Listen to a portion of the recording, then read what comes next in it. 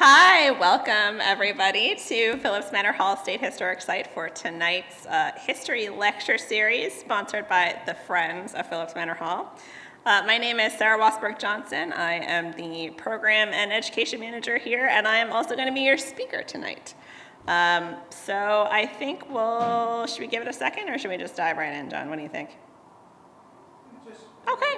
I think we'll just get started. So folks online, if you're watching on YouTube Live, if you want to drop any questions or comments in the chat, we'll address those at the end. Same thing for folks in person. I'm going to ask you not to interrupt me until the end, because if you do, we'll go down so many rabbit holes, and this will be a 3-hour-long talk. So happy to have questions, love questions, but we'll do those at the end. So the topic for tonight is Black Loyalists in New York. I first started researching Black Loyalists thanks to the Philipsburg Proclamation, which we knew had likely been signed here in Philipse Manor Hall, but I wanted to prove that beyond a reasonable doubt.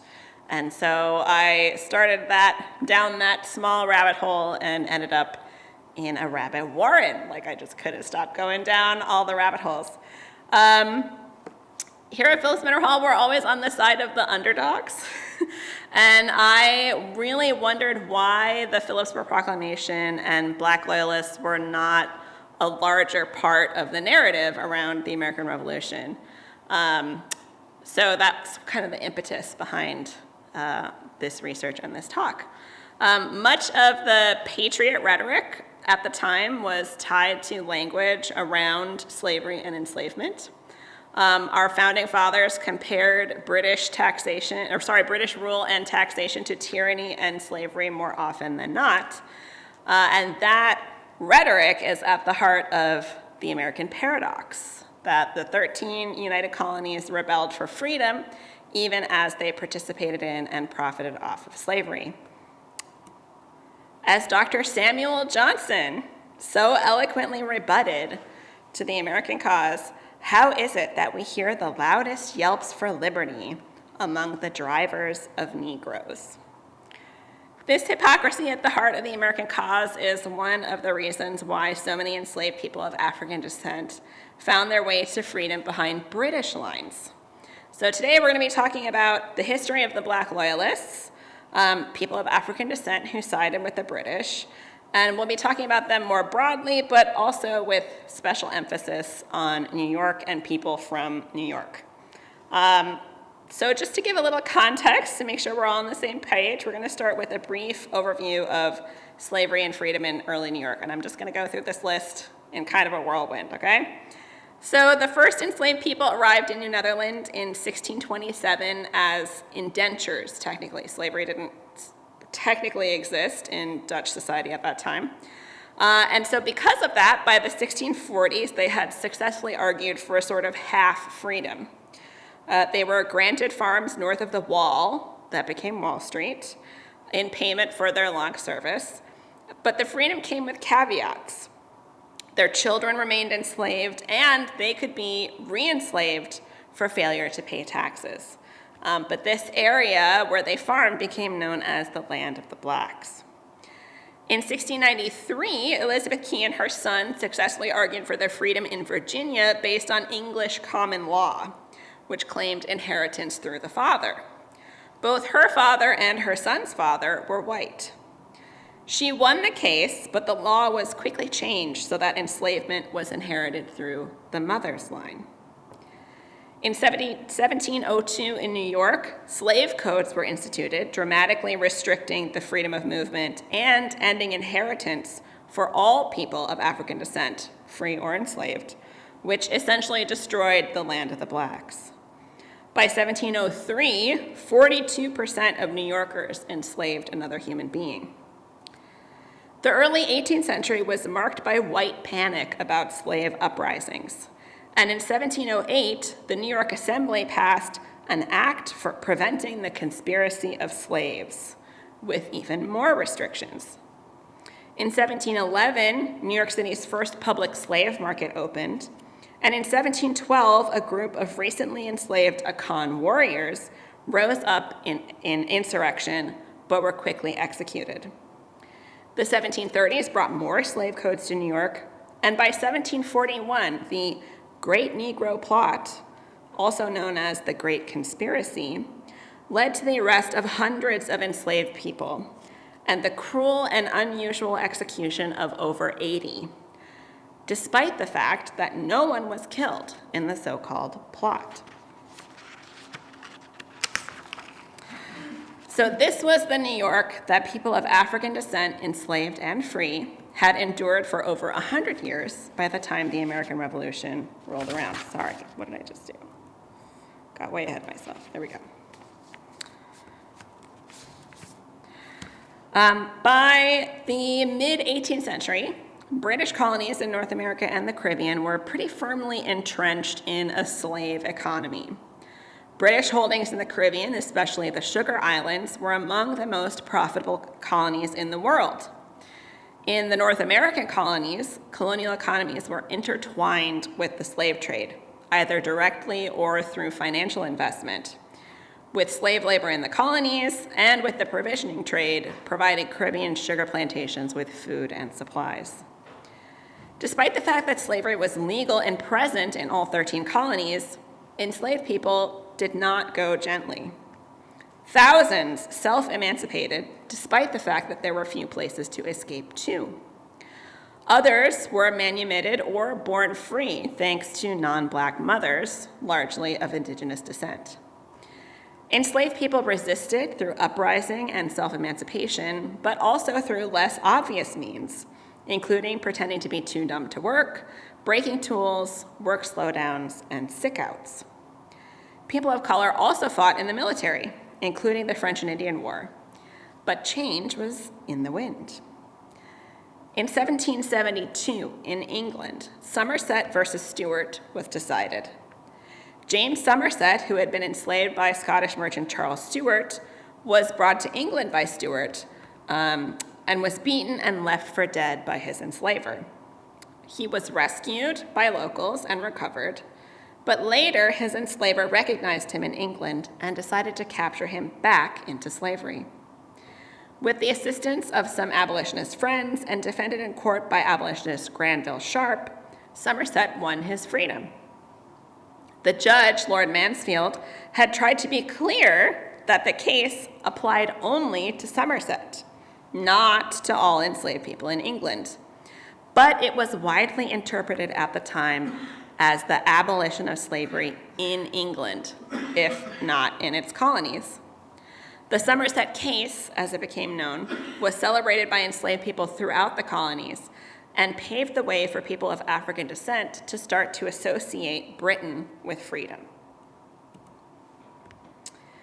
In the aftermath of the French and Indian War, with its accompanying tariffs and taxes, people calling themselves patriots and sons of liberty began decrying tyrannical British rule and how it would make them slaves. The irony was not lost on people like Samuel Johnson, who started noticing the hypocrisy of liberty for some, but not for all. As the Sons of Liberty rebelled, men of color were among the first to join in the fight. Indigenous, mixed race, and African-descended men joined local militias around the country. Crispus Attucks was killed at the Boston Massacre in 1770, and there were between 20 and 40 men of color at the battles of Lexington and Concord in 1775, some free and some not. Black soldiers were also present at the Battle of Bunker Hill and the Siege of Boston in 1775 and 76. Free men of color could enlist in the Continental Army, but often enslavers would offer temporary or sometimes permanent freedom to slaves for fighting in their stead, which meant that someone could be fighting for American freedom while remaining enslaved. The proliferation of men of color in the Army both disturbed Congress and the Commander-in-Chief, George Washington. Most of the delegates to the Second Continental Congress were enslavers, and the thought of arming men of African descent brought panic about slave uprisings. Slave rebellions in Jamaica in 1760 and Guyana in 1763 were still fresh on their minds, and the conspiracy of 1741 in New York was only a little over 30 years ago. In October of 1775, despite the numbers of men of color serving with the Continental Army, General George Washington held a council of war with Major Generals Ward, Lee, and Putnam, and Brigadier General Thomas Spencer, Heath, Sullivan, Greene, and Gates, right? All those big names. On the question of whether they deemed it advisable to enlist any, quote, Negroes in the new army, or whether there be a distinction between such as are slave and those who are free, end quote, the council determined unanimously to reject all slaves and a majority to, quote, reject Negroes altogether. Congress agreed and tried to ban people of color, Negroes, from the Army. But enlistment quotas were a thing, and the Continental Army was hard up for men.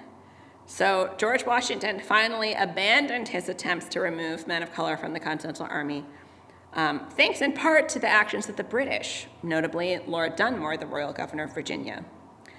In December of 1775, Washington wrote, "It has been represented to me that the free Negroes who have served in this army are very much dissatisfied at being discarded.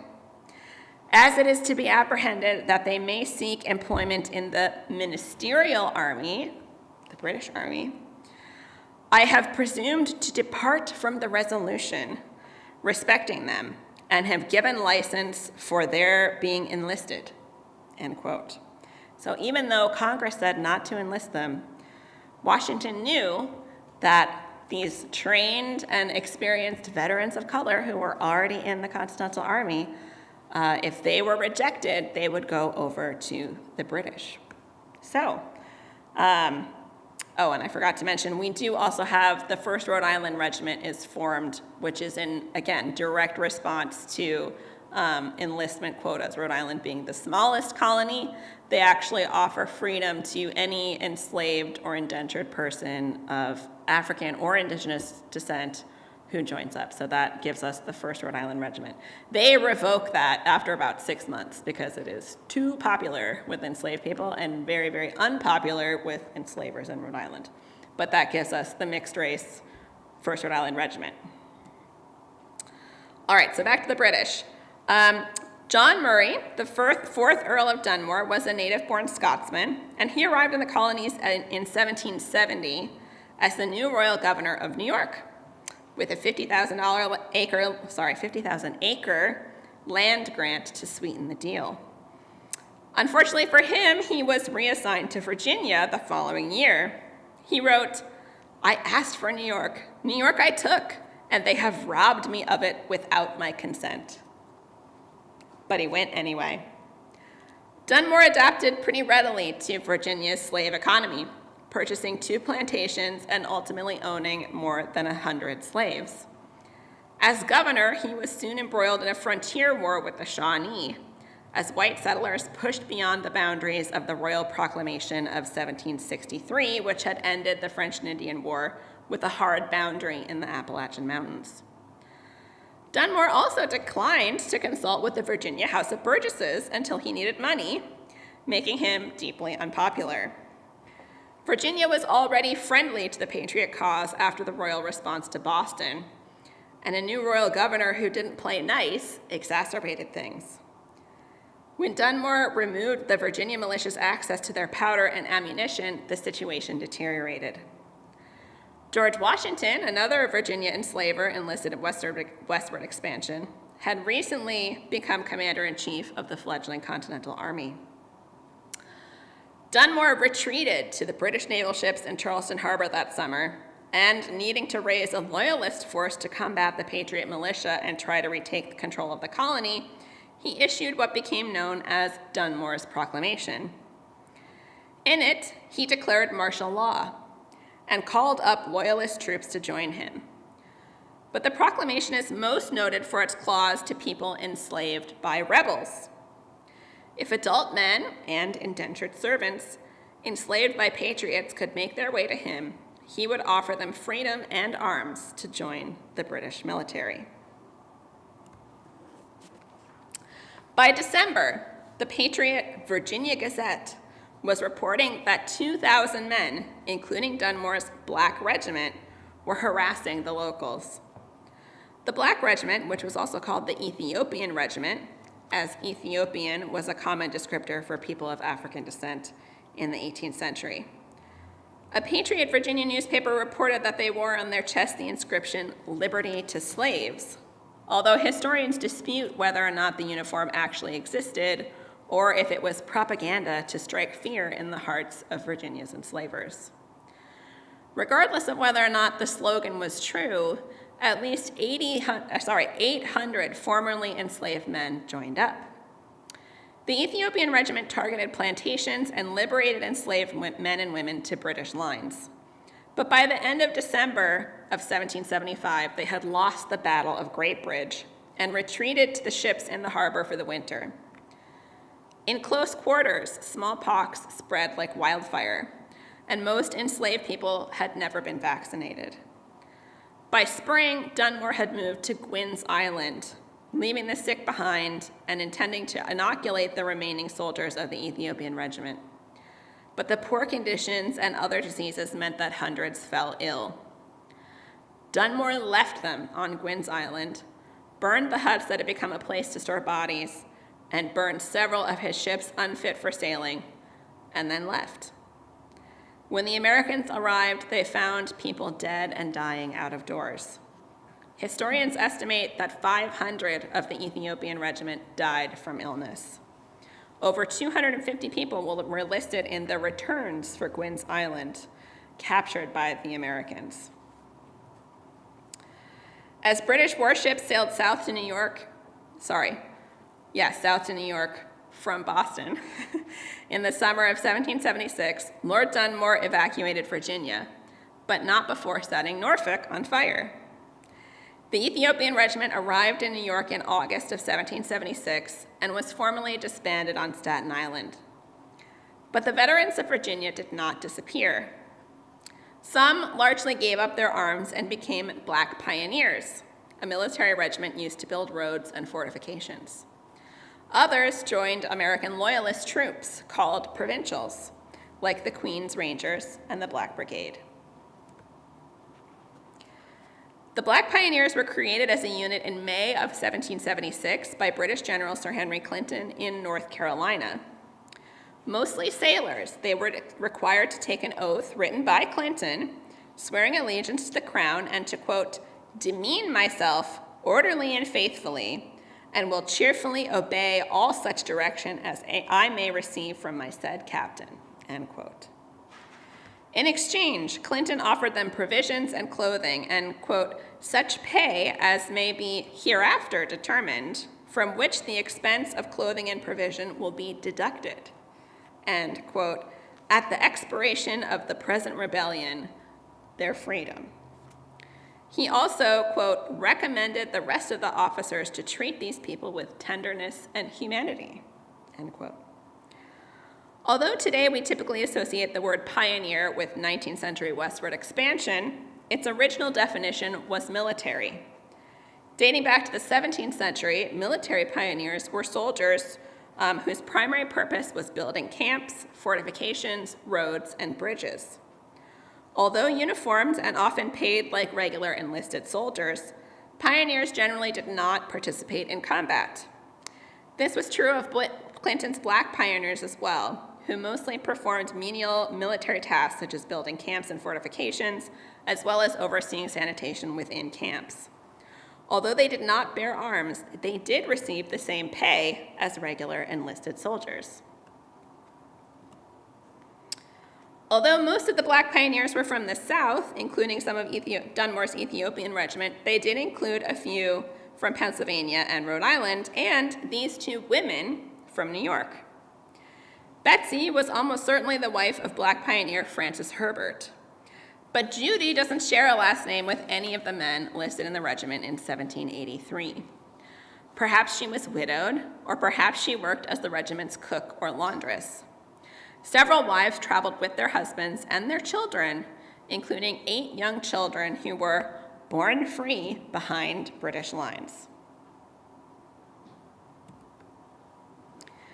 Some of the Ethiopian Regiment joined the Queen's Virginia Regiment, formerly under Lord Dunmore, to form the Queen's Rangers under Lieutenant Colonel Robert Rogers of Rogers Rangers fame from the French and Indian War. Little is known about the Queen's Rangers in their first year of service, other than that Colonel Rogers was considered a poor commander, likely due to his alcoholism. He was later criticized by Inspector General Alexander Innes, who wrote, quote, "I found the provincial corps in a very great confusion and disorder. Several persons to whom warrants had been granted to raise corps had greatly abused the confidence that had been placed on them by issuing warrants for very improper persons as inferior officers, the consequence of which was that numberless abuses had taken place, and among many others, Negroes, mulattoes, Indians, sailors, and rebel prisoners were enlisted to the disgrace and ruin of the provincial service," end quote. Innes also remarked how many of the Rangers had deserted and recommended that Rogers be removed from service, which he was. John Graves Simcoe stepped in as commander of the Queen's Rangers, which was made up of several regiments. Many of those of African descent had ended up in the regiment of Captain Robert Cook. After the Battle of Fort Washington and the British victory over New York City in the fall of 1776, British and Hessian forces took over the American fortifications in northern Manhattan and the present-day Bronx. Among those were Fort Independence, which was located in the modern-day Bronx near the King's Bridge, which is the Philipse Bridge. Next to Fort Independence was what was marked in some maps as the Negro Fort. Also referred to in some sources as the Cook's Fort, this is likely where Cook's Negro Regiment was housed.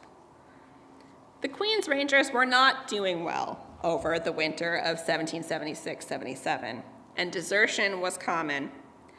A man named William Fennell deserted from the Queen's Rangers on February 27, 1777 to the Americans, and reported on troop numbers at Kingsbridge, and also noted that, quote, "Captain Cook's company of Negroes are all but 3 or 4 dead, and that the Rangers are sickly," end quote. We do not know what the disease was, although diseases from poor sanitation like typhus may have been likely.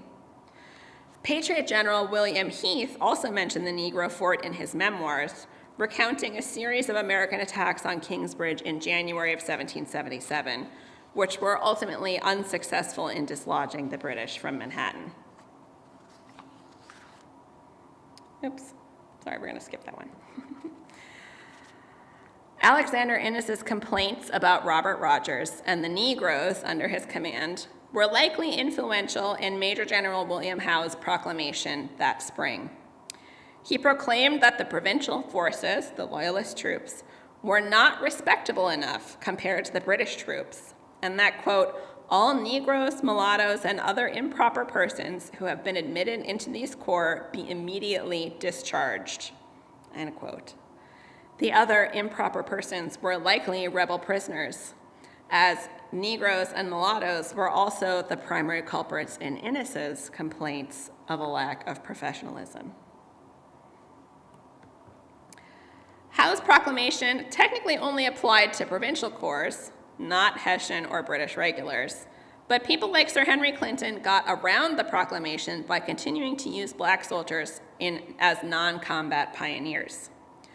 Other units used self-emancipated people as a general labor force, paying them wages to operate wagons, act as servants to officers, and for women to cook and do laundry, much like their white counterparts in the American Army.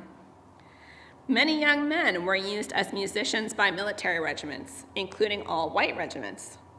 Trumpeters and drummers were essential to military movements and drill. The King's American Dragoons and Hessian regiments in particular used black men and boys as musicians.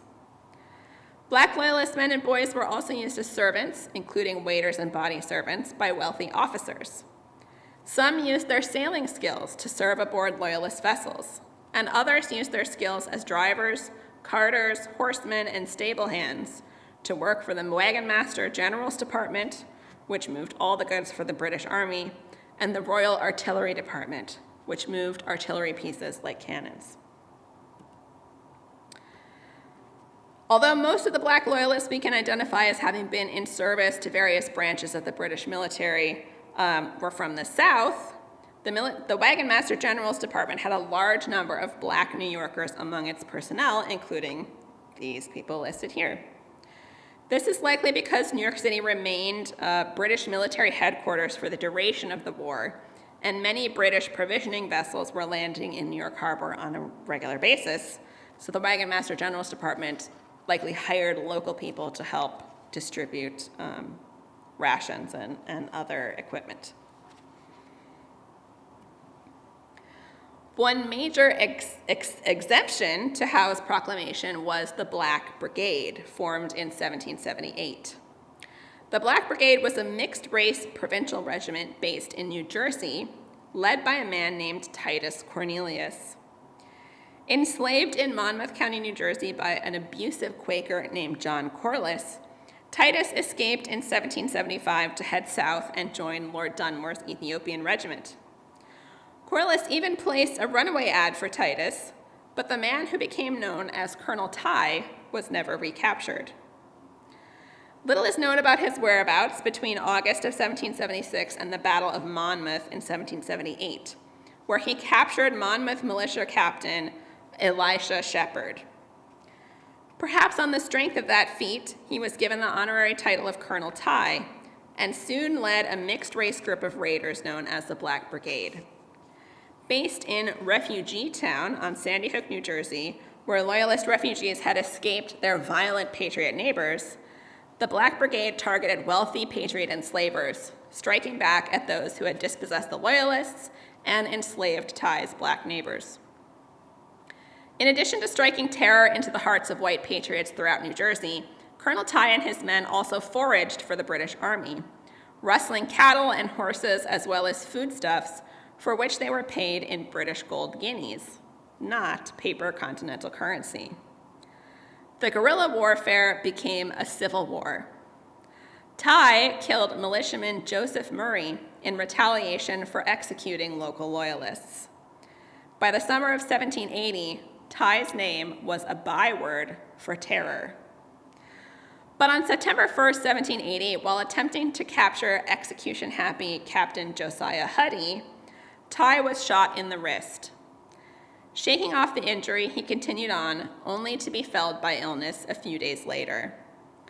Whether it was gangrene or lockjaw remains in dispute, but the man who survived smallpox to kill and imprison patriots did not survive to see the end of the war.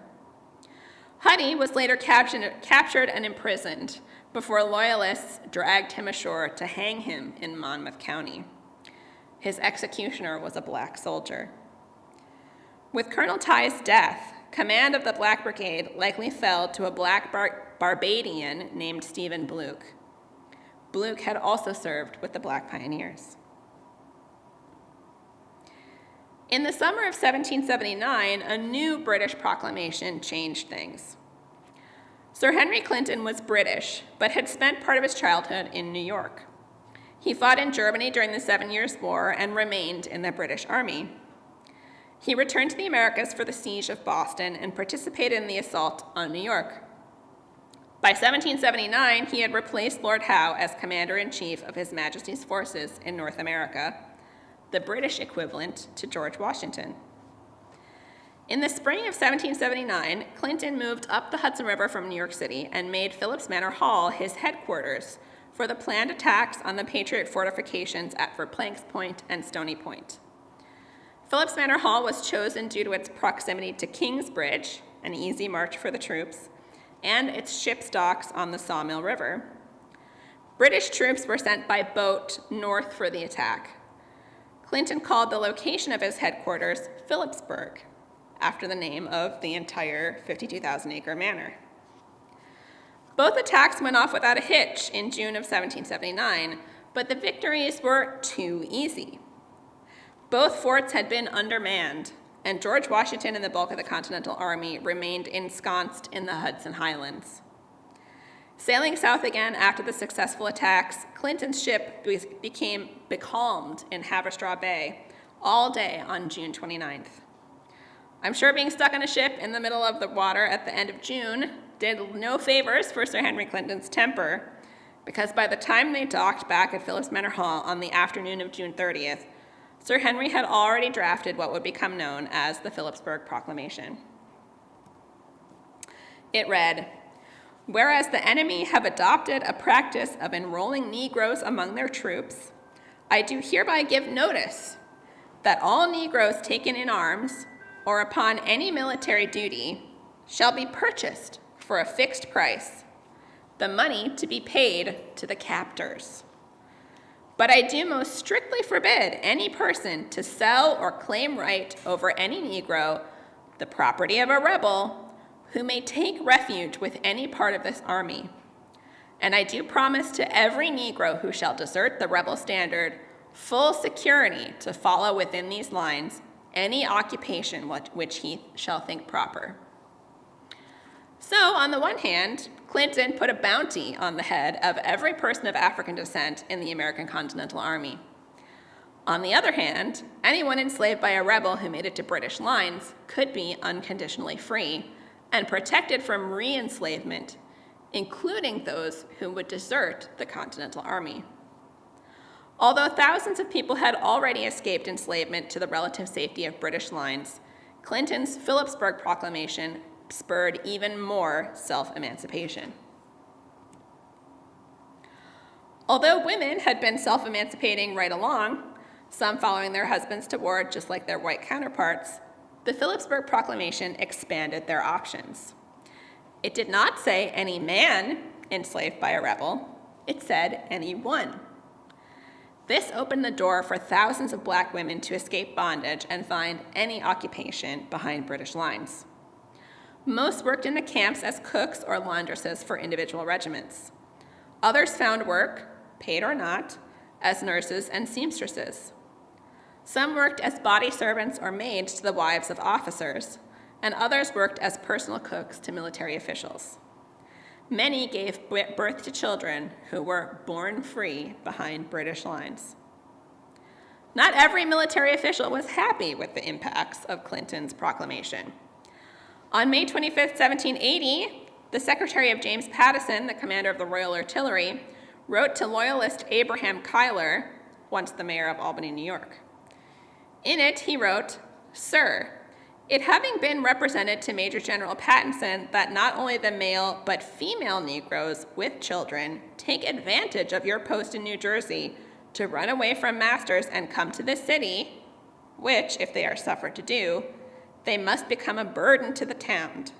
The general therefore requests that you will be so good as to prevent their passing the North River, as far as it is in your power to do it." End quote. We don't have a record of what Cuyler replied, but I doubt that he did much to stem the tide of people escaping to New York City. John Graves Simcoe, commander of the Queen's Rangers, issued a general order on December 2nd, 1780, that male Black Loyalists could only be protected by King George so long as they arrived without their wives and children, who he claimed could not be protected at present. Their complaints did not seem to make much of a difference. The Philipsburg Proclamation stood, and it applied to all of the colonies in British North America. Conspicuously absent from the proclamation is a mention of anyone enslaved by Loyalists. Like Dunmore's proclamation, the Philipsburg Proclamation specifically targeted people enslaved by rebels. People enslaved by Loyalists were not included in the proclamation, and Loyalists continued to enslave people for the duration of the war and after. Although British people from the British Isles were perhaps more uncomfortable with enslavement in person, plenty of British colonial subjects enslaved people with great cruelty, and much of the British Empire ran on the profits of sugar plantations in the Caribbean and the slave trade itself. However, the proclamations were unevenly enforced. People enslaved by a Loyalist likely did escape to the British Army, as it was often difficult to tell whether or not their enslavers were rebels or Loyalists, and no one was really checking anyway. The Philipsburg Proclamation gave a bounty for rebel soldiers to be sold back into slavery, and some unscrupulous British officers took advantage of that to sell anyone into slavery to other officers or loyalists. Plenty of loyalist troops also had enslaved servants with them. Still, for many people of African descent, the British offered the best chance at freedom and a better life. Although thousands escaped to British lines, not everyone was successful in their escapes.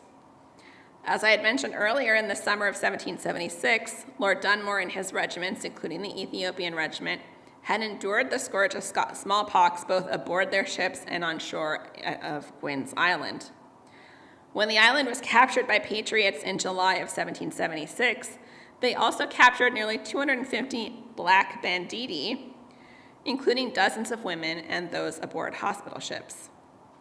Those who survived were almost certainly returned to slavery. Plenty of runaway advertisements and notices of people for sale were published in newspapers throughout the colonies during the war. Although many people escaped to British lines, others were apprehended and returned to their enslavers. In New York, in the spring of 1777, Jin, Marjorie, Sarah, and Bridget were enslaved by the Van Cortlandt family in their Manor home just north of the Croton River. Pierre Van Cortlandt and his family had fled north to Peekskill, well behind American lines. But Cornelia Van Cortlandt Beekman and her husband had stayed behind. While at the family home, she discovered a plot by their enslaved servants to escape to the British next time the regulars came to town. She reported the event in a letter to her father on April 12, 1777. One woman, Dinah, who Cornelia had hired, it's unclear if she was on lease from another enslaver or if she was a free black woman, revealed the whole tale, and Cornelia promised her she, quote, shall not be hurt for bringing the plot out of their wicked intentions, end quote. We do not know what happened to the women who had tried to escape and were caught. Others did successfully escape not only enslavement, but jail. Richard Pierpoint, or Richard Lincoln as he was sometimes known, was born in modern-day Senegal before being enslaved and brought to the Americas in the 1760s in his teens. He was sold to the British colonies and worked as an enslaved servant, likely for an enslaver named Pierpoint or Pierpont. The enslaver has yet to be identified, but it could have been related to the Pierpont family who founded Yale. By 1778, he was enslaved by a Mr. Dorsey from Fredericktown, Maryland, but escaped and started using the name Richard Lincoln.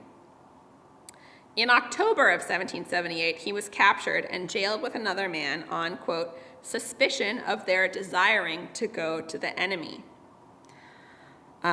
This was advertised, but Dorsey did not come to claim him. By December of 1778, he was still in jail in Sunbury, Pennsylvania, with several other more recently captured black men also accused of trying to join the British. On March 13, 1780, Richard Pierpoint, age 28, and 3 other black men broke out of jail. Richard was described as being 5 foot 4 inches tall, seems to have been bred a barber, and was wearing a dark woolen overcoat, woolen overalls, and old shoes and an old wool hat. A reward of $1,000 was offered for the 4 men in the advertisement, including a man named James Hayes, age 23, Ben, age 35, and Will, age 28. Ben and Will had apparently endured frostbitten hands and feet the previous winter. Richard was never recaptured, making his way north from Sunbury, Pennsylvania, which is on the Susquehanna River, to join the British. Sunbury is located due south of the Finger Lakes, so Richard probably headed just straight north. He eventually made it to the Mohawk River Valley, where he joined the Loyalist unit of John Butler, known as Butler's Rangers. The Rangers worked with other Loyalist units, including Klaus's Rangers and the troops under Thayendanegea, also known as Joseph Brant. Although Pierpont joined after the Sullivan-Clinton campaign of 1779, the Rangers continued to harass Patriot troops and civilians until the end of the war. Richard Pierpont went with Butler's Rangers to Canada in the aftermath of the war and was granted land. But he was unmarried and without children, and was unable to meet the requirements to keep his land claim by himself. He went on to fight in the War of 1812 and in his 60s, while he was in his 60s, and eventually became a community leader. Although he longed to return to Senegal, he was unable to get passage back home. Although the British had the upper hand for much of the war, the siege of Yorktown broke British resolve. Trapped by the Americans in the poorly fortified town, the British Army ultimately surrendered, but not before kicking Black Loyalists out, dying of smallpox. Continental Army soldier's wife, Sarah Osborne Benjamin, who was present at Yorktown, recalled the sight in her pension application. Quote, "She saw a number of dead Negroes lying around their encampment, whom she understood the British had driven out of the town and left to starve, or were first starved and then thrown out." End quote. After the surrender of the British, Continental Army General George Washington issued in his general orders, issued in his general orders, "Many Negroes and mulattoes, the property of citizens of these states, have concealed themselves on board ships in the harbor, that some still continue to attach themselves to British officers in order to prevent their succeeding in escaping from slavery. All officers of the Allied Army and other persons of every denomination concerned are directed not to suffer any such Negroes or mulattoes to be retained in their service, but on the contrary, cause them to be delivered to the guards." Washington had essentially turned the Continental Army into an army of slave catchers, as every captured Black Loyalist was sold back into slavery. The war was essentially over after Yorktown, but Lord Dunmore was not ready to give up just yet. In January and February of 1782, he and North Carolina Loyalist James Cruden hatched a plan to take back the colonies, arm the slaves. In a letter to Sir Henry Clinton, dated February 2nd, 1782, Dunmore wrote, quote, "The most efficacious, expeditious, cheapest, and certain means of reducing this country to a proper sense of their duty," end quote, was to arm enslaved people. He argued that they could tolerate the warmer climates of the South better, made better guides, and, crucially, could be, quote, "got on much easier terms," meaning they were less expensive. He also proposed allowing Black Loyalists to serve as non-commissioned officers, especially those who had already served for several years, like his Ethiopian Regiment. In South Carolina, British Commander Lieutenant General Alexander Leslie formed the Black Dragoons, a mounted unit made up of free Black Loyalists and enslaved men, in 1782. They skirmished with Francis Marion, the famous Swamp Fox, and came out ahead. Dunmore went to New York to argue his case in person with Sir Henry Clinton, arriving in April of 1782. But unbeknownst to Dunmore and Clinton was that the peace talks had already begun. Dunmore went back to Britain in May, but continued to argue in England for arming Black and Indigenous people to, quote, "drive the 13 united provinces into the sea," end quote. His efforts were ultimately in vain. The preliminary articles of peace for what would become known as the Treaty of Paris were signed in November of 1782. But the American Revolutionary War had become a global war, and France and the Netherlands had also been at war with Britain and had their own treaties to negotiate and ratify, so the Americans would have to wait. As you'll note from the famous painting by Benjamin West, the British officials declined to sit for their portraits to immortalize the moment. However, the preliminary terms noted in Article 7 that, quote, "all prisoners on both sides shall be set at liberty, and His Britannic Majesty shall, with all convenient speed and without causing any destruction, withdraw all his armies, garrisons, and fleets from the said United States, and from every port, place, and harbor within the same, leaving in all fortifications the American artillery that may be therein. The Americans requested that the line, or carrying away any Negroes, be added to the preliminary articles of peace, and it was. Those preliminary articles were in the Treaty of Paris when it was finally signed on September 3rd, 1783. The preliminary articles were enough for George Washington to begin to act on. In May of 1783, he met with Sir Guy Carleton, formerly the Royal Governor of Canada, who came down to New York to oversee the evacuation and cessation of hostilities, Sir Henry Clinton having retired back to England. They met in person and exchanged a series of letters outlining the plans for evacuation. Chief on Washington's mind was the recapture of the Black Loyalists, including his former slave, Harry Washington, who had escaped Mount Vernon and joined the Black Pioneers. Unfortunately for him, Sir Guy Carleton refused to return them. He did, however, promise to keep track of every person of color who left with the British after a certain point, and he would make a copy of the register for the Americans so that if they wanted to pursue their former property, they could. He also appointed Major General Samuel Birch to oversee what would become known as the Book of Negroes. Samuel Birch was the commandant of New York City and the commander of the 17th Regiment of Light Dragoons. He had also tried to kidnap George Washington during the brutally cold winter of 1779-1780, when Washington was stuck in New Jersey and the Hudson River froze solid enough to walk on. I'm guessing there was no love lost there. Birch was ordered by Carleton to conduct the trials to determine who had won their freedom for their service to the British Crown. Known as the Birch Trials, they were held at Fraunces Tavern once a week from April until the end of evacuation in November of 1783. It was Birch who heard evidence and determined freedom. He issued special certificates certifying whether or not an individual had been deemed worthy of freedom, as well as paid passage out of New York City. This is an example of a Birch certificate that survives to this day. Birch left for England in August of 1783, and General Thomas Musgrave took over in his absence. In addition to the certificates, Birch and his staff created the Book of Negroes to record every person of African descent who left New York City with the British between April and November of 1783. Manhattan in 1783 was very different from the city the British had attacked in the summer of 1776.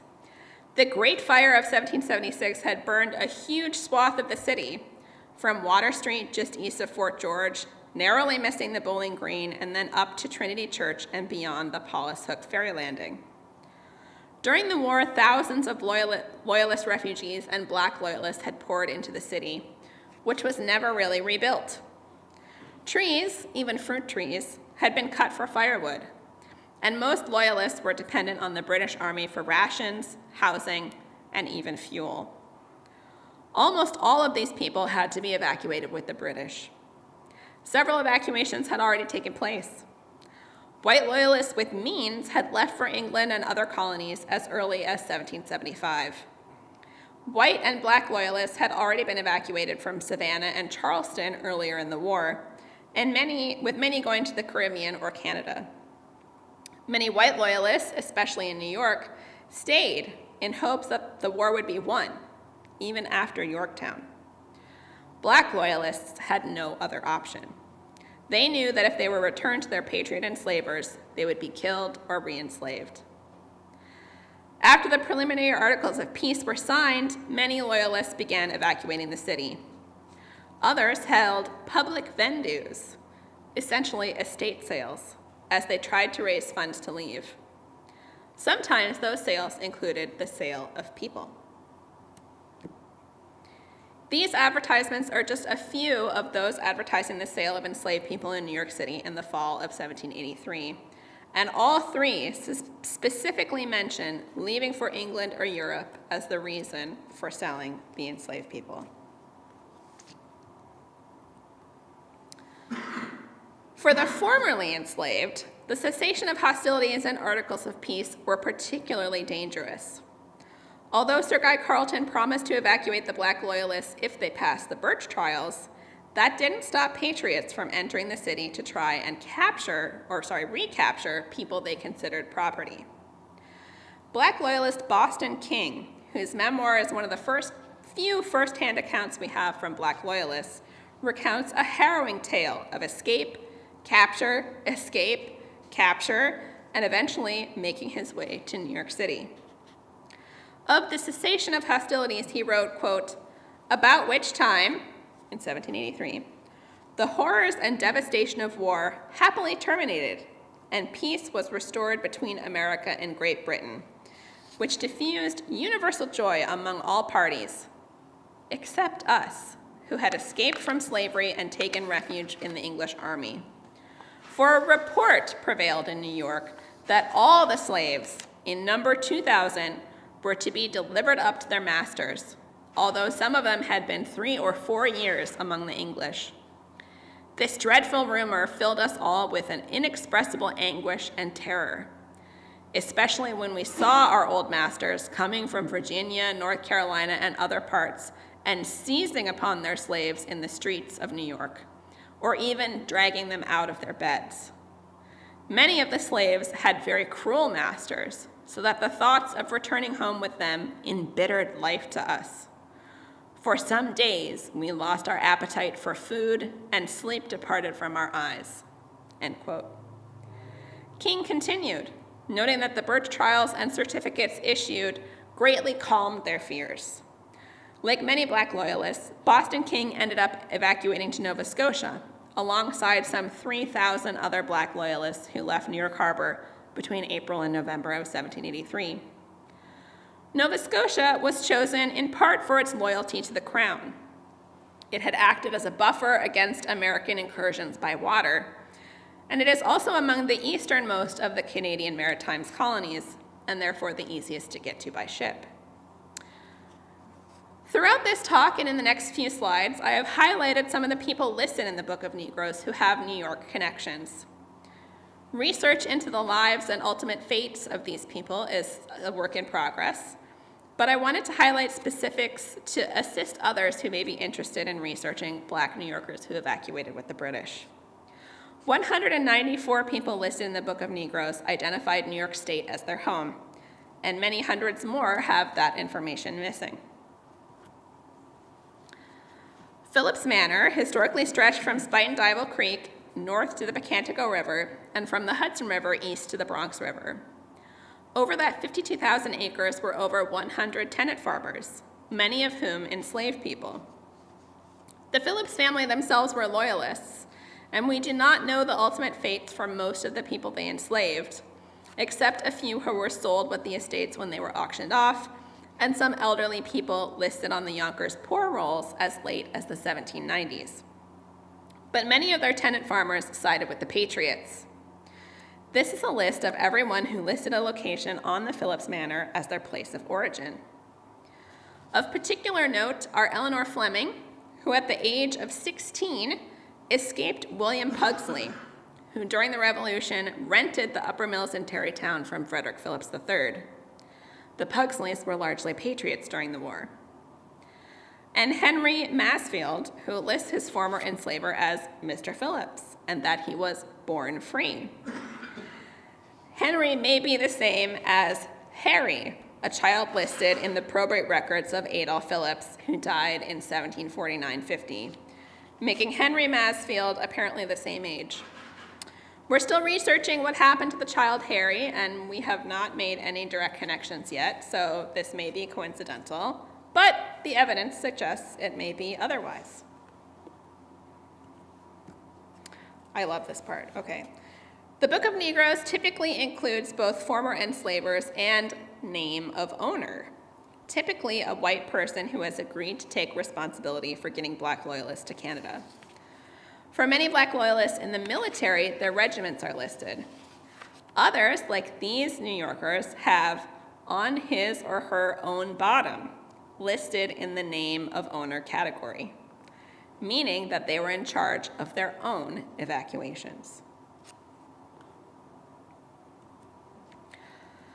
Contrary to popular belief, not everyone listed in the Book of Negroes was free when they left New York Harbor. 356 people listed in the book, over 10%, had their current status marked as slave. 24 of them listed a location in New York as their place of origin, and they're listed here. Dan, age 7, went with a Lieutenant Kloproth from the Anhalt-Zerbst Hessian Regiment, bound for Germany. John, age 15, was also enslaved by a German named Knobloch, who took him to Germany. Sam Van Wart of Philipse Manor was formerly enslaved by Isaac Van Wart, one of the men who captured John Andre. Despite being enslaved by a rebel, Sam remained enslaved by Thomas Rapelier, a loyalist. Thomas took Sam with him when he left for Nova Scotia. Most poignantly, the family of Dinah, Mingo, and Phoebe were listed as returned, likely having escaped their former enslaver Cornelius Munford, only to be re-enslaved by Ensign Stanley, bound for Nova Scotia. The Book of Negroes lists multiple dates of departure starting as early as April of 1783. More ships not recorded in the book had left the previous year, but the Black Brigade were among the very last to leave. Officially, evacuation day was November 25th, 1783, but ships remained in New York Harbor as late as December. Some historians believe the Black Brigade were working to protect the lives of Black Loyalists in New York City until the bitter end, fighting off patriot enslavers who came to reclaim their property. Most of the Black Brigade was from Virginia, the remnants of Dunmore's Ethiopian Regiment, or New Jersey, the recruits of Colonel Ty. But several were from New York, who I've listed here, including one from Eastchester, which is in Westchester County, and Cortlandt Manor. This sketch by British soldier Robert Raymond shows the whaleboats of British troops being rowed out to their ships in New York Harbor on November 24, 1783. He notes that the British had greased the flagpole at Fort George and cut away the halyards.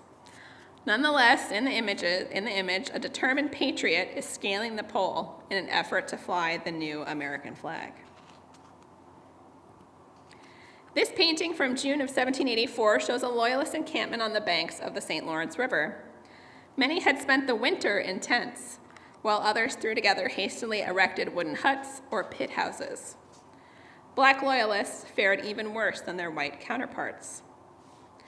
The first Black Loyalists arrived in Canada in July of 1783 with their freedom and little else. The tiny province of Nova Scotia was overwhelmed with refugees from the Revolution. A population of 3,000 had to accommodate 30,000 white and Black Loyalists, providing land grants and provisions. Black Loyalists always got the worst of every scanty award and ration. Boston King, who evacuated to Nova Scotia, recorded some of the privations in his memoir, writing, quote, "About this time the country was visited with a dreadful famine, which not only prevailed at Birchtown, but likewise at Chebucto, Annapolis, Digby, and other places. Many of the poor people were compelled to sell their best gowns for 5 pounds of flour in order to support life. When they had all parted with all their clothes, even to their blankets, several of them fell down dead in the streets through hunger. Some killed and ate their dogs and cats. Poverty and distress prevailed on every side, so that to my great grief, I was obliged to leave Birchtown because I could get no employment," end quote. King eventually found work as a carpenter, working for food. He noted that some Black Loyalists had sold themselves into indenture to white Loyalists to avoid starvation. The frigid climate, poor farmland, and pervasive racism inspired some Black Loyalists to ask for passage to Sierra Leone. Boston King eventually went with them. Others, like Richard Pierpont, the Black soldier in Butler's Rangers, stayed. He had been awarded 200 acres of land in Upper Canada, which is today Ontario, with the rest of Butler's Rangers. But because he was unmarried and without family, he asked John Graves Simcoe, the former commander of the Queen's Rangers and then Lieutenant Governor of Upper Canada, to allow some of his fellow Black Loyalists to have land grants together, so that they might cooperate to farm and improve the land, which was a requirement to keep the land grant. His request was denied, and he had to give up his grant. When the War of 1812 arrived, Pierpont, then in his 60s, insisted he be allowed to fight. His request was reluctantly granted, and after the war, he was granted more land. Instead, he asked to be sent to Sierra Leone, the closest he could come to returning to his homeland of Senegal. His request was denied, and he lived out the rest of his life in Canada, serving as a griot and respected elder in his community. Sierra Leone was established in 1787 by the British, including abolitionist Granville Sharp, who had argued the Somerset case, in an effort to rid London of the Black Poor, many of whom were Black Loyalists who had made their way to England after the war. Although the British provided passage and negotiated an agreement with the local Temne people to purchase land for the settlement, they did not provide provisions, and the colony was soon embroiled in land disputes with the local Temne people. Within 2 years of disease, hunger, battle, and slave trading, the original 350-odd colonists had been reduced to less than 100.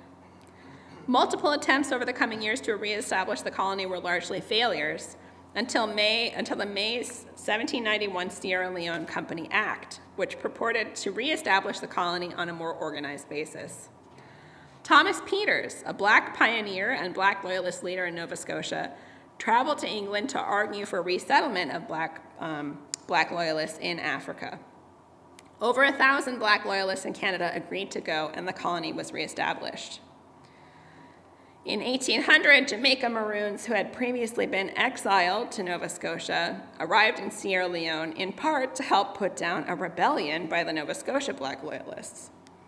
In 1807, with the British abolition of the slave trade, the Sierra Leone Company was replaced by the African Institution, and Sierra Leone was used as a convenient place to house people captured from slave trade ships.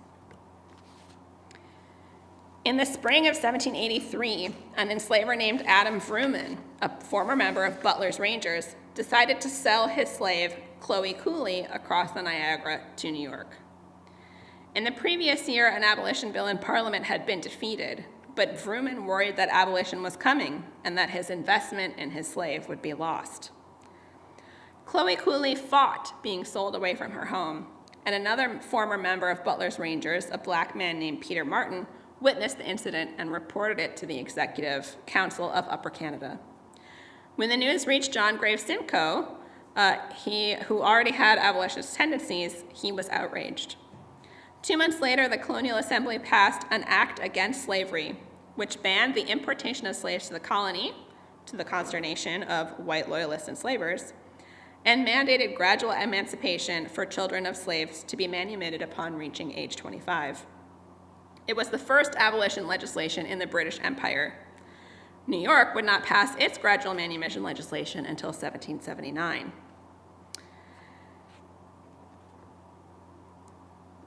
By the 1830s, Black Loyalists had become more established and were welcoming Black Americans to fleeing slavery to Canada. The British Empire formally ended slavery in 1833, so those who had been enslaved by white loyalists could finally join their free compatriots. Together, they used their wits and their grit to carve out lives for themselves and their descendants, even in the face of continued racism and discrimination. Whoops, skipped one. Today, thousands of Black Canadians can trace their heritage to the Black Loyalists, primarily in Nova Scotia and Ontario. The largest groups of Black Loyalists went to Canada, but others also evacuated to Jamaica and Barbados. Those who went to the Caribbean faced hardships of a different kind than their Canadian compatriots. There, Black Loyalists had to fight against being enslaved, and many ended up becoming indentured servants. In the late 19th and 20th centuries, some Black Loyalists re-immigrated back to the United States. Today, organizations like the Black Loyalist Heritage Center in Nova Scotia, as well as the Nova Scotia Archives and Archives Canada, continue to research the history of Black Loyalists and their descendants. Just a couple of thank yous. Special thanks are due to Nick Dembowski for sharing his research on the Negro Fort, Todd Braystedt for sharing all things Loyalist for free online and his research into Black Loyalist regiments, to Justin Patrisky for sharing his research into Richard Pierpoint, and for John U. Rees for illuminating British military policy toward Black Loyalists. I also have to thank the Nova Scotia Archives for posting a lot of information about Black Loyalists online, and Archives Canada, which shared with me a database of a sortable database of the Book of Negroes, which was super helpful for doing a lot of the research about who was from New York. So if you are interested in learning more about Black Loyalists, these are just a few of the books that I consulted for this talk. And I am happy to take questions now. Thank you. John, do we have any questions online? We have one question online. Okay. So we were asked, with thousands of Black Loyalists staying safe under British-occupied New York, where were these men, women, and children being housed? Wherever they could fit. So New York, as I had said earlier, had been fairly decimated by the Great Fire of 1776, but a lot of patriots had also fled New York. So their houses and other structures were used to house both Black and white loyalists. But some people were in basically shanty towns, some people were in tents. Basically, the more money you had, the better accommodations you could get. And if you had money, it was not bad. They had theater productions, they had music concerts and dinners and stuff like that, particularly early on. But for Loyalist refugees and for Black Loyalists who were maybe not able to work as much and earn as much money, life was a little bit tougher. So, great question, though. Thank you. Anybody have any questions in here? All right, let me bring the microphone over so our friends online can hear it.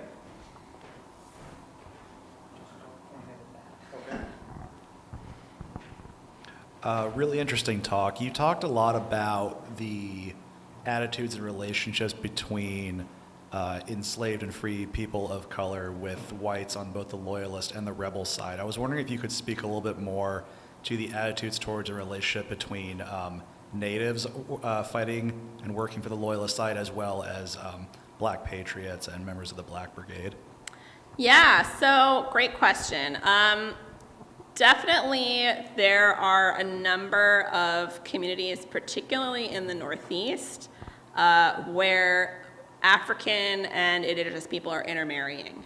And so a lot of free Black communities in Connecticut and Massachusetts, Rhode Island, they're free because their mothers were indigenous, right? So that's part of that Elizabeth Key, the retconning of the law after Elizabeth Key, changing the law so that, inheritance for enslaved people passes through the mother.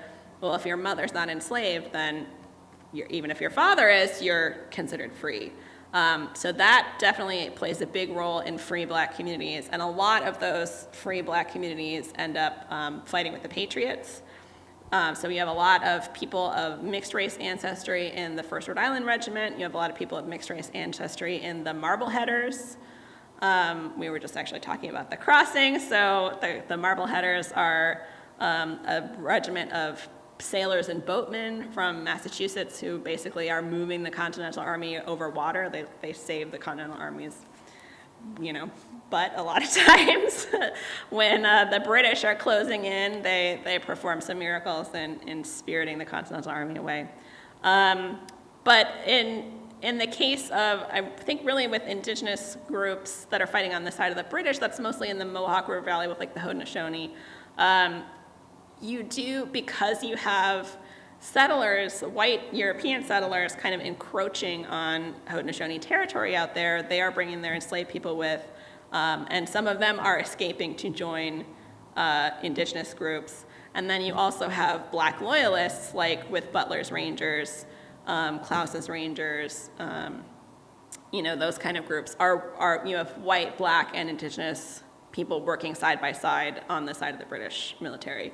So in the South, I don't know as much about the South, but you do get, there's a big group. So in Georgia, so Georgia was Spanish for a while, and also we had Spanish Florida, and slavery in the Spanish Empire was a little bit different. So there were people who were free or who had more freedom as slaves in the Spanish Empire, and then, white British settlers start coming in, and they have very different slave laws, and so a lot of those enslaved people in Georgia made their way to Spanish Florida, and then also, of course, in Florida you have Seminole people, so, there's a lot of runaways going to Georgia and then later Spanish Florida and living with both Spanish colonists and with indigenous people.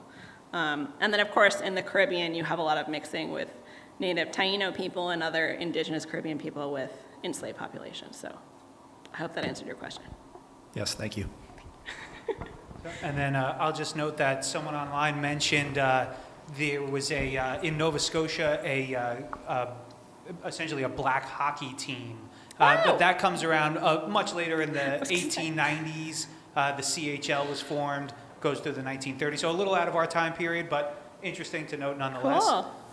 Yeah, big population of Black Canadians in Nova Scotia to this day who claim Black Loyalist ancestry. So, Coming from the Bronx, I've always been curious about this, and it may not be part of your area of expertise, but we'll find out. where exactly was the King's Bridge? Oh, good. So the current King's Bridge is not in the location of the original King's Bridge. Is it on my map here? Let's see. Is Nick Dembowski in the chat? Yeah, I was like, is Nick in the chat? Nick Dembowski with the Kingsbridge Historical Society is actually doing a talk. No, you can't see it. Crap. With the Kingsbridge Historical Society and Van Cortlandt House Museum is doing a talk, I believe, on the 26th or the 28th on Black soldiers in the Bronx. So he will probably talk a lot about the Negro Fort and kind of what's going on with Kingsbridge. He probably knows where the original bridge is. It was a little bit further west than the current one, but that bridge was built in 1693 by the Philipses as a toll bridge. And they got to collect all of the tolls for everybody wanting to leave New York City by foot and not by boat. I So wonder if it's connected to the current Kingsbridge Road.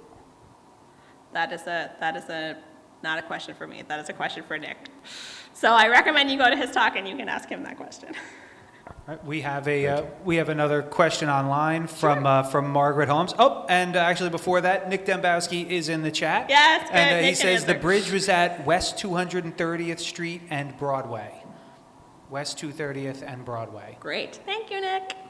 Sorry, he says West 2395. Oh, wait. Oh, okay, Nick, you're killing me here. 230th and Kingsbridge Avenue. There we go. 230th and Kingsbridge. Mark. Kingsbridge Avenue now? I don't think so. He says Kingsbridge Avenue now as the address. So that's Nick will have a lecture coming up. Do we know what the date on that is? Nick, you can drop that in the chat too, and I'll I give think it a it's shout either the out. 26th or the 28th, I forget, of this month of February. It's the 26th. It's not here. It's the 26th. It's not Thank here. you. It's just down the road from us. And is it at Van Cortlandt House Museum? The King, yes. Yes, Yes. it is. Van Cortlandt House Museum. Van Cortlandt House Museum in the Bronx. Little sister to the Philipse Manor Hall, a very similar structure. So if you guys get a chance, you should go there. They also broadcast online as well. Yes, and one more online question here. Margaret Holmes says, great talk, Sarah. Thank you. Does any material culture of Black Loyalists in Nova Scotia survive? Sites, objects, etc. Does the Heritage Center also preserve material culture? Yes to both. So that's such an interesting question. So I wonder if I can find it again. Where is it? Yes, keep going, Sarah. There it is. So this Birch certificate for Cato Ramsey is from the Nova Scotia Archives. These were really, it's really the only official government documentation that a lot of Black Loyalists had that they were certified free people. But they're paper. And especially in those early years of privation, it was hard to keep that stuff, long term. So the certificates are not common. This one was saved by the family. You can see how creased and torn it is. But there's that material culture. They've done a lot of archaeology in Birchtown where they've discovered like the remains of pit houses. I mentioned those. The Dutch did the same thing when they came to New Netherland initially. You would dig your basement and just put a roof on it, and that was your house until you could build the rest of your house. We suspect that may have happened here with Philipse Manor Hall. That was a very common thing to do. So they found archaeological evidence of that. And then there are also a lot of family records and family histories. Most of their material culture is not from that very early time period, just because there was so much privation. People had to sell stuff. They also didn't necessarily bring a ton of stuff with them. But they do have a lot of material culture from the 19th century. So yes, Black Heritage Center. Their website is pretty cool. You can arrange to have a virtual tour. They have images of their exhibitions. And then Nova Scotia Archives has a ton of stuff online as well. So great question. Thank you, Margaret. Sarah, how was the... No, wait for the microphone. How is the individual slave identified? There was no fingerprinting. No. Was there a tattoo or brand or something? Or In the north, not so much. In the south, maybe a little more, but so like, for instance, in the Book of Negroes, that's just enslaved people being interviewed and honest about their origins. And there are a lot of people listed in the Book of Negroes where there is no entry for their former enslaver. Or it says born free, but then here's my former enslaver's name. So, they're keeping track as best they can, but there's no formal tracking mechanism. So you basically, people, you could claim that somebody was your slave, and you might be able to say like, oh, this is their name, this is what they look like, here's where they're from, like have this person who can vouch for me, but there's no fingerprint database, so it's kind of all based on,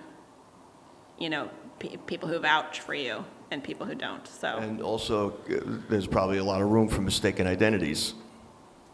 Yeah, or people change their names. You see that a lot with Black Loyalists. You get people like who change their names to like British Freedom is a guy, or people who change their name to Liberty or Fortune or things that they're staking an identity separate from their former enslaver. So that happens a lot too. But that happened with white colonists as well. You get you hear about people, oh, I'm going to go to a different colony because I'm escaping my debtors, and you change your name and start a new life. That happened a lot among European colonists as well. So, any other questions? No? All right, thank you so much, everybody, for joining us and for great questions. If you have any other questions, you can always email me, sarah.johnson@parks.ny.gov. Otherwise, our next lecture is in March. We are hosting city historian Mary Hoare talking about Revolutionary Women of Westchester. So I hope you will join us. And I'll also just note that next week, Wednesday, Thursday, and Friday, we're going to be hosting some free activities for families for winter break. So come by and check that out. And on, I have it right here, the 28th of February, we will be working with Revolutionary Westchester 250 for their Toast 250 event right here at Yonkers Brewing Company. And during the day from 10:30 to 1:30, we'll be demonstrating our new board game called Crossing the Neutral Zone, all about Westchester County and the Revolution. So come and check it out. Thanks, everybody. Yes, thank you, John, for the reminder.